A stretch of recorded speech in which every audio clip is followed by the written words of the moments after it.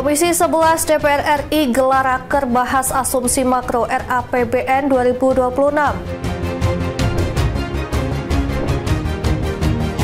Serangan massal drone Rusia ke Ukraina. DPR RI, pemerintah dan LMKN sepakat akhiri polemik royalti lagu. Halo, selamat malam pemirsa setia Berita Nasional TV. Senang sekali Berita Nasional Malam kembali hadir menyapa Anda. Selain 3 berita utama tadi, akan ada informasi lainnya yang akan kami sajikan untuk Anda.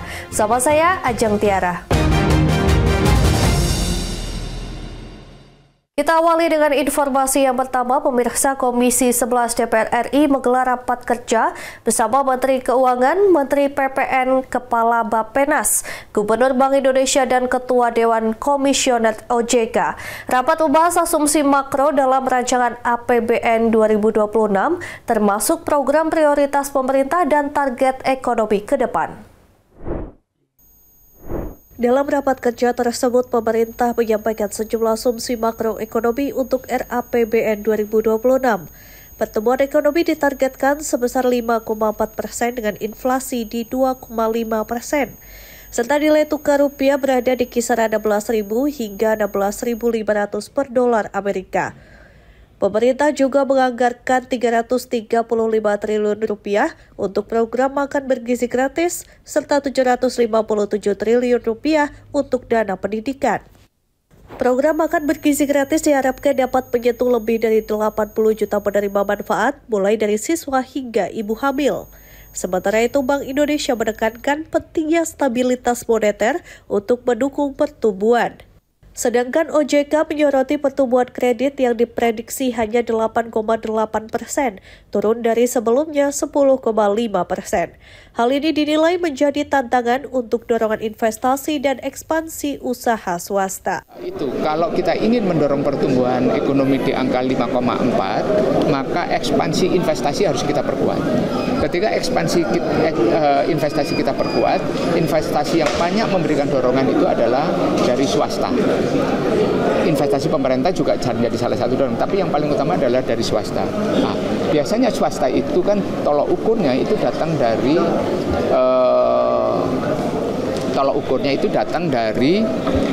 pertumbuhan kredit. Nah, sementara pertumbuhan kredit kita masih sangat rendah.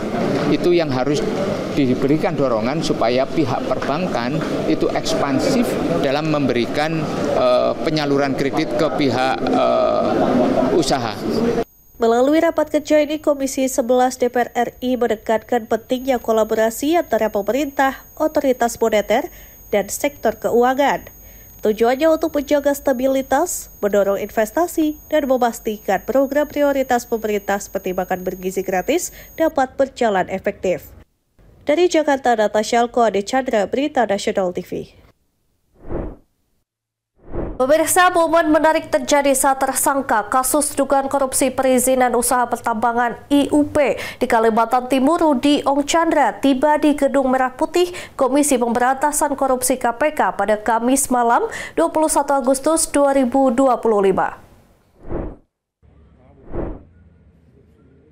Komisaris PT Sepiak Jaya Kaltim itu tampak enggan melangkah menuju ruang pemeriksaan. Berdasarkan pantauan di lokasi, Rudy Ong tiba sekitar pukul 21:36 waktu Indonesia Barat dan langsung dikirim petugas KPK ke lantai 2 tempat ruang pemeriksaan. Namun langkahnya terlihat berat. Ia harus dipandu petugas saat menaiki tangga. Sesampainya di lantai 2, Rudy Ong tampak menundukkan kepala seakan berusaha menghindari sorot kamera media. Juru bicara KPK Budi Prasetyo melalui dari pesan singkat mengatakan Rudy Ong ditahan selama 20 hari pertama sejak 21 Agustus 2025 sampai 9 September 2025.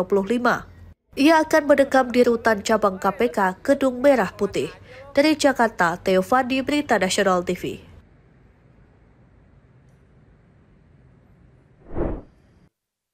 Ya, sementara itu beredarnya foto di sosial media yang menunjukkan Wakil Menteri Ketenagakerjaan Immanuel Ebenezer tengah berbaring di rumah sakit dibantah langsung oleh pihak KPK. Juru bicara KPK Budi Prasetyo menegaskan bahwa Immanuel dalam kondisi sehat.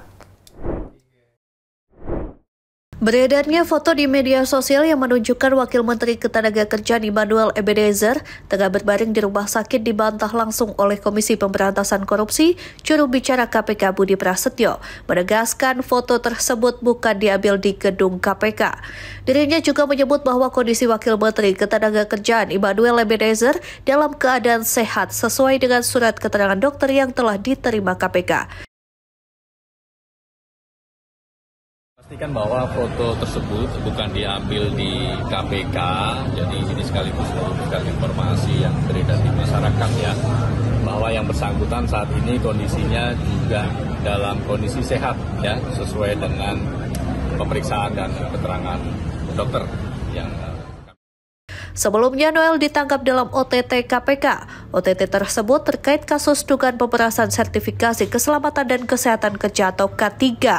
Noel diduga terlibat dalam pemerasan sejumlah perusahaan terkait pengurusan sertifikasi K3. Namun KPK belum mengungkap apa peran Noel dan berapa total nominal dalam dugaan pemerasan itu. KPK telah memamerkan 22 barang bukti berupa kendaraan yang diamankan dalam OTT terhadap Noel. Salah satunya ialah mobil bermerek Nissan GT-R. Ada juga mobil BMW, Hyundai Palisade, Mitsubishi Pajero Sport, hingga mobil Jeep. Ada pula Vespa hingga motorsport Ducati yang disita. Kegiatan tangkap tangan yang dilakukan oleh KPK, bahwa tadi malam sudah dilakukan ekspos dan sudah ditetapkan status para pihak yang diamankan, sehingga ini sekaligus menjawab pertanyaan dari teman-teman ya terkait dengan penetapan status hukum 1x24 jam ya. Total ada 14 orang yang terjaring dalam OTT KPK. Para pihak yang diamankan itu masih berstatus terperiksa. KPK akan mengumumkan status hukum para pihak yang terkena OTT. Dari Jakarta, Syadang Sairus Mahendra Dewananta, Berita Nasional TV.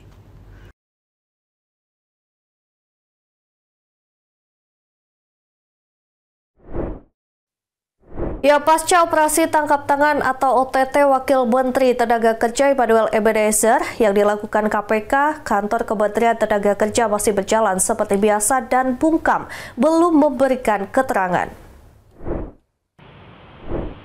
Aktivitas kantor Kementerian Tenaga Kerja di Jalan Gatot Subroto, Jakarta Selatan terlihat berjalan normal seperti biasa.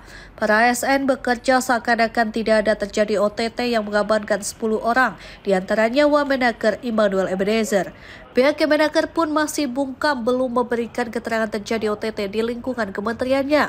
Diketahui Wakil Menteri Ketenagakerjaan Immanuel Ebenezer ditangkap dalam operasi tangkap tangan OTT yang dilakukan KPK.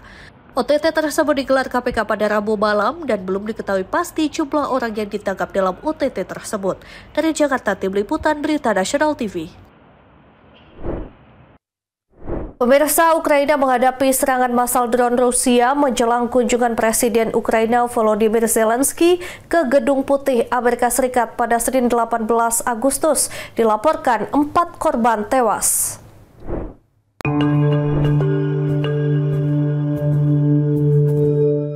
Ukraina mendapat serangan massal drone Rusia menjelang kunjungan Presiden Ukraina Volodymyr Zelensky ke Gedung Putih Amerika Serikat pada Senin 18 Agustus 2025.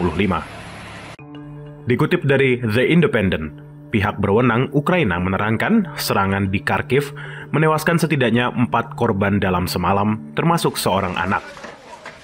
4 rudal dan 140 drone diluncurkan ke arah Ukraina, jelas Angkatan Udara negara tersebut.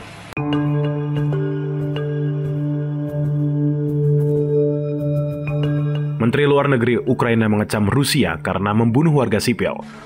Meski ada upaya perdamaian menjelang pertemuan antara Presiden Ukraina dan Amerika Serikat. Rusia adalah mesin perang pembunuh yang Ukraina tahan, dan hal itu harus dihentikan melalui persatuan transatlantik dan tekanan. Tulis Andriy Sybiha di akun X menjelaskan serangan Rusia di Kharkiv.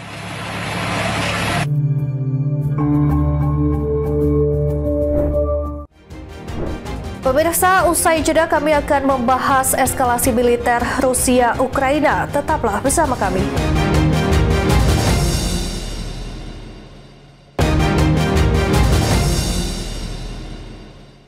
Terima kasih Anda masih bersama kami, pemirsa. Baik Rusia maupun Ukraina sama-sama membantah bahwa mereka sengaja menargetkan warga sipil dalam serangan meski perang ini telah menewaskan ribuan orang. Sebagian besar dari mereka adalah warga Ukraina. Di tengah eskalasi militer tersebut, dinamika diplomasi juga berkembang. Presiden Amerika Serikat Donald Trump yang baru saja menjadi tuan rumah bagi Presiden Rusia Vladimir Putin dalam pertemuan bilateral di Alaska pada Jumat 15 Agustus 2025 mendesak Kiev agar segera mencapai kesepakatan dengan Moskow untuk mengakhiri perang.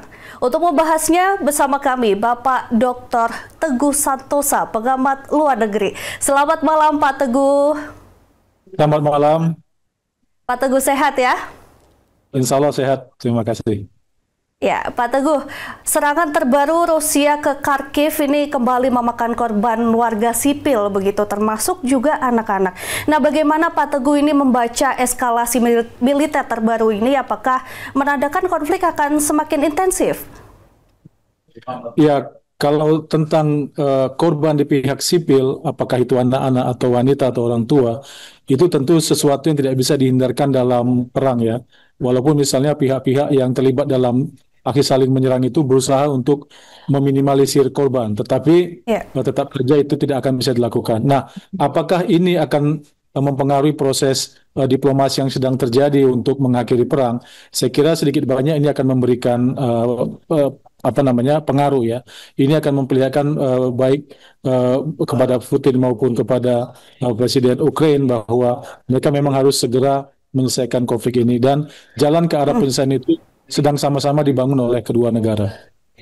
Baik. Nah, kalau kita lihat nih Pak Teguh, konflik ini kan bukan hanya persoalan Rusia dan Ukraina gitu, tapi sudah berdampak lebih luas, yaitu berdampak pada stabilitas kawasan bahkan global gitu. Menurut Pak Teguh ini seberapa jauh sih efek domino yang bisa ditimbulkan dari eskalasi ini? Memang dampaknya seperti yang sudah sering dibicarakan oleh berbagai kalangan, sangat-sangat serius ya, terutama bagi perekonomian di Eropa, juga bagi perekonomian dunia ya. Terjadi gangguan pada rantai pasokan misalnya, ini sudah sering dibahas. Nah, tetapi khusus untuk negara-negara Eropa, negara-negara NATO yang menjadi tetangga terdekat Ukraina dan juga tetangga terdekat dari konflik ini, mereka sudah sekian lama harus menanggung beban ya, harus mengirimkan itu banyak bantuan kepada Ukraina. Ya, sementara mereka di dalam negeri sendiri juga menghadapi persoalan yang tidak kalah pelik. Nah, tentu semua berharap agar perang antara Ukraina dan Rusia ini bisa segera berakhir, sehingga beban yang tadinya ditanggung oleh negara-negara Eropa untuk membantu Ukraina itu bisa dikurangi, dan mereka bisa lebih fokus lagi membantu masyarakat mereka. Baik.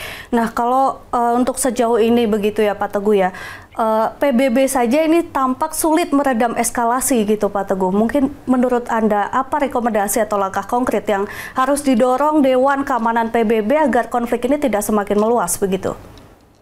Ya, PBB kesulitan untuk menyelesaikan karena yang terlibat, salah satu pihak yang terlibat dalam perang ini adalah anggota tetap Dewan Keamanan PBB, yaitu Rusia. Jadi memang selain menggunakan platform yang ada di PBB, berisi keprihatinan, bahkan berisi kecaman-kecaman, masyarakat internasional juga menggunakan forum-forum yang lain ya, termasuk misalnya bilateral yang kita baru saksikan tadi sudah disebutkan juga antara Rusia dengan Ukraina ya.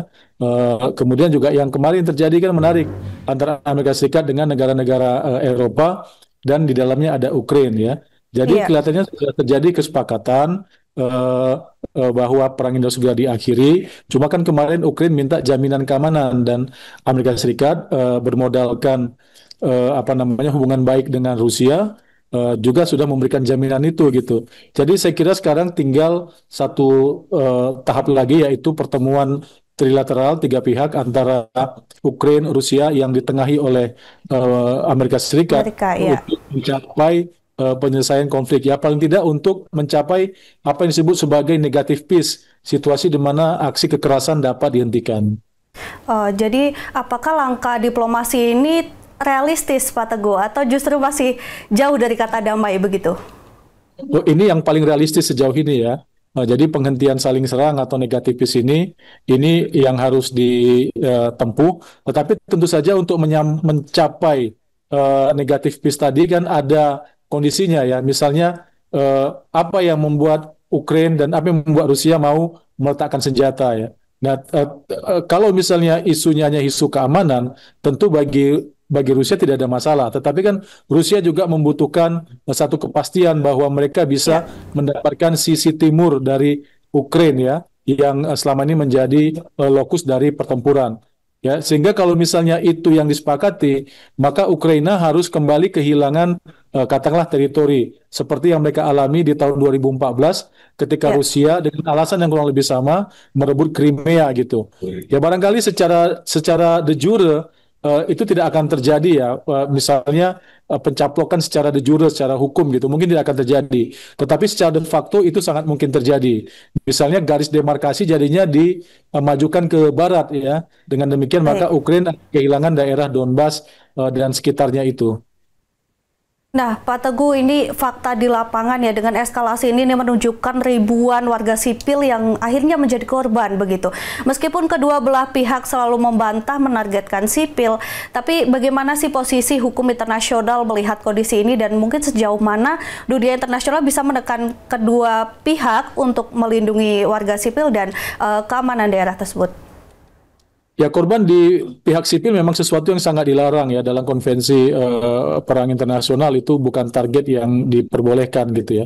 Ya, Tetapi tadi seperti sudah kita bahas di awal ya, bahwa eh, pada praktiknya ketika serangan terjadi, korban sipil sangat-sangat mungkin terjadi gitu karena mereka yang paling lambat pergerakannya ya, kemudian mereka yang paling lemah kemampuannya untuk melakukan katakanlah long march, menghindar ke tempat yang lebih aman. Jadi ada banyak faktor yang membuat masyarakat sipil jadi sangat rentan untuk menjadi korban dari baik. masyarakat sipil bersenjata. Nah, mengenai langkah penyelesaian tadi sudah saya katakan bahwa PBB kelihatannya agak kesulitan karena yang Ya, terlibat dalam perang ini adalah Rusia. Tetapi pihak-pihak lain kan juga melibatkan diri secara bilateral misalnya yang dilakukan oleh Amerika Serikat.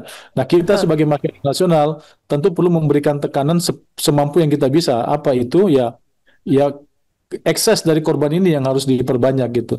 Sehingga itu yang kita lakukan bisa membuka mata, kemudian membuat para pengambil kebijakan di negara-negara yang terlibat dalam konflik ini mau menempuh pendekatan yang baru, yang lebih humanis, yang lebih damai gitu. Iya, ya. Nah, kalau kita tarik ke Indonesia, Pak Teguh, dengan politik luar negeri yang bebas aktif, apa langkah yang sebaiknya dilakukan Republik Indonesia ini dalam menyikapi meningkatnya ketegangan di Eropa Timur ini, Pak Teguh? Ya, hal yang paling minimal yang kita bisa lakukan adalah memastikan bahwa warga negara kita di kedua negara yang sedang terlibat perang ini tidak dalam keadaan yang berisiko jadi korban ya. Itu hal yang paling minimal. Nah, Ya, sebagai tentu kita juga sudah menyampaikan berkali-kali keprihatinan kita di Majelis Umum PBB ya, di ya, fora-fora lain yang kita terlibat. Kita sudah menyampaikan keprihatinan kita terhadap aksi saling serang ini ya. Dan saya kira bayangkan saja sudah lebih dari 3 tahun, tetapi belum ada tanda-tanda. Ini kan memprihatinkan. Dan kita juga terdampak oleh perang panjang ini ya.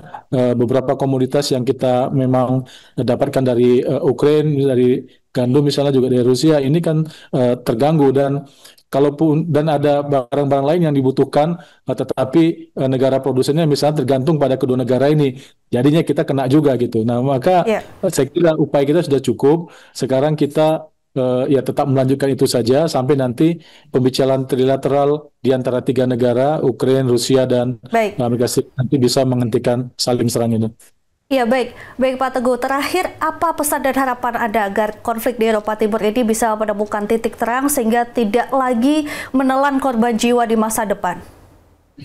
Ya, hal paling cepat yang kita bisa lakukan adalah tadi ya, menciptakan negative peace. Negative peace ini adalah situasi di mana tidak ada saling serang.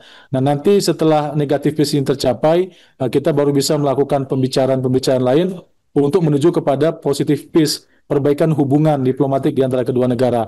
Nah, saran saya sih, memang kelihatannya Ukraina tidak membiarkan wilayahnya menjadi basis dari NATO karena ini keberatan keberatan utama Rusia kan. Rusia Ya, sangat keberatan kalau misalnya Ukraina menjadikan wilayah Ukraina itu sebagai basis atau pangkalan militer NATO. Tetapi kan untuk bicara tentang keamanan, Ukraina bisa mendapatkannya dengan cara lain ya, seperti yang dimintakan oleh Zelensky kepada Donald Trump kemarin untuk menjamin keamanan negara itu, tidak melalui platform NATO ya, jadi melalui platform bilateral. Itu kan lebih enak gitu. Dan saya kira Rusia juga bisa menerima kalau itu yang dimintakan gitu. Tetapi kalau misalnya Ukraina bersikukuh untuk meletakkan pasukan NATO di wilayah mereka, itu tentu akan dipandang Rusia sebagai ancaman terbuka. Dan dalam situasi yang tidak menentu, yang sangat tidak stabil, ya dapat dipahami kalau Rusia juga kemudian akhirnya mengambil tindakan yang itu tidak disukai oleh Ukraina. Baik. Terima kasih Pak Teguh Santosa, pengamat luar negeri. Semoga upaya diplomasi yang terus berjalan ini bisa menjadi jalan keluar ya Pak ya, agar konflik segera berakhir. Terima kasih Pak Teguh, selamat malam. Selamat malam, terima kasih. Ya pemirsa, kami akan kembali usai jeda dengan informasi berita lainnya. Tetaplah bersama kami.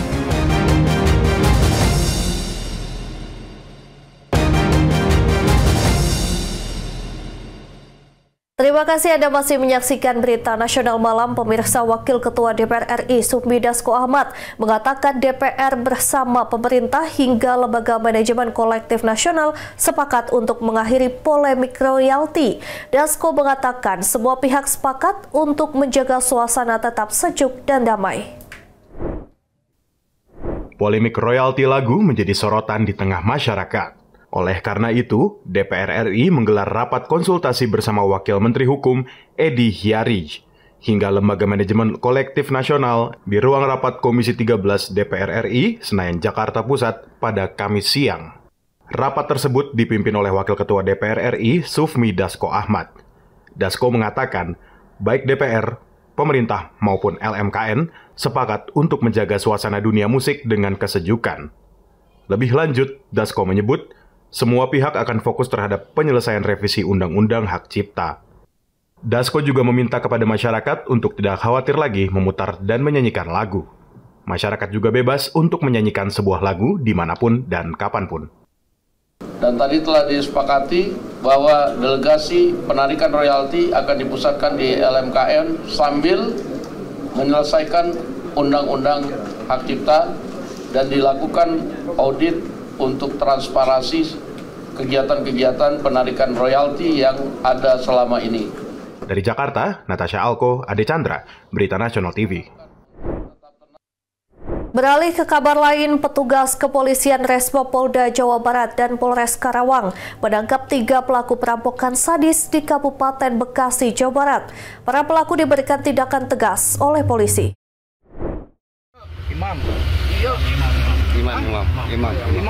Adanya laporan tindak kejahatan pencurian dengan kekerasan yang mengakibatkan korbannya, Rifki, luka-luka akibat ditembak para pelaku di daerah Karawang, Jawa Barat, membuat Polda Jabar melakukan penyelidikan mendalam. Setelah sejumlah saksi diperiksa, tim gabungan Resmob Polres Karawang dan Resmob Polda Jawa Barat melakukan pencarian terhadap terduga pelaku. Hasil penyelidikan pelaku berjumlah 5 orang dan sering beraksi di wilayah Karawang. Mendapati informasi keberadaan pelaku di daerah Bekasi, Jawa Barat, tim gabungan meluncur mencari para pelaku. Tidak mudah untuk petugas dalam menangkap para pelaku yang terkenal sadis tersebut. Pelaku berpindah-pindah tempat, sampai-sampai polisi terkecoh dalam upaya penangkapan. Tak menyerah, tim gabungan Resmob Polda Jawa Barat terus melakukan penyelidikan dan pengejaran. Beberapa saat kemudian, keberadaan para pelaku terlacak polisi. Diketahui mereka sedang berada di sebuah warung kopi di daerah Kedung Waringin, Kabupaten Bekasi. Dengan cepat, polisi menangkap pelaku. Tembakan peringatan ke udara pun dilepaskan polisi. 2 pelaku berhasil ditangkap dengan inisial MRD dan CH. Sementara 1 pelaku lainnya inisial H melarikan diri hingga meninggal dunia saat terlibat kejar-kejaran dengan polisi. Pelaku H terlibat kecelakaan tunggal. Dari tangan para pelaku, polisi mendapati sejumlah barang bukti aksi kejahatan. Saat ini, polisi melakukan pengembangan untuk mencari 2 pelaku lainnya. Pelaku CH dan MRD berupaya melarikan diri hingga terpaksa polisi memberikan tindakan tegas terukur. Pelaku kemudian dibawa ke rumah sakit untuk menjalani perawatan dan dilanjutkan pemeriksaan di Polres Karawang. Malam telah terjadi tindak pidana pencurian dengan kekerasan. Saat itu pelapor yang merupakan ibu korban dihubungi oleh kakak korban bahwa adiknya mengalami pencurian dengan kekerasan. Ternyata para pelaku sudah belasan kali melakukan tindak kejahatan di berbagai tempat di Jawa Barat. Mereka dikenakan pasal 365 KUHP dengan ancaman di atas 5 tahun penjara. Theo Hernarvandi, Berita Nasional TV. Pemirsa, informasi tadi sekaligus mengakhiri jumpa kita. Demikian Berita Nasional Malam telah menemani Anda. Saya Ajeng Tiara beserta kru yang bertugas pamit undur diri. Terima kasih dan sampai jumpa.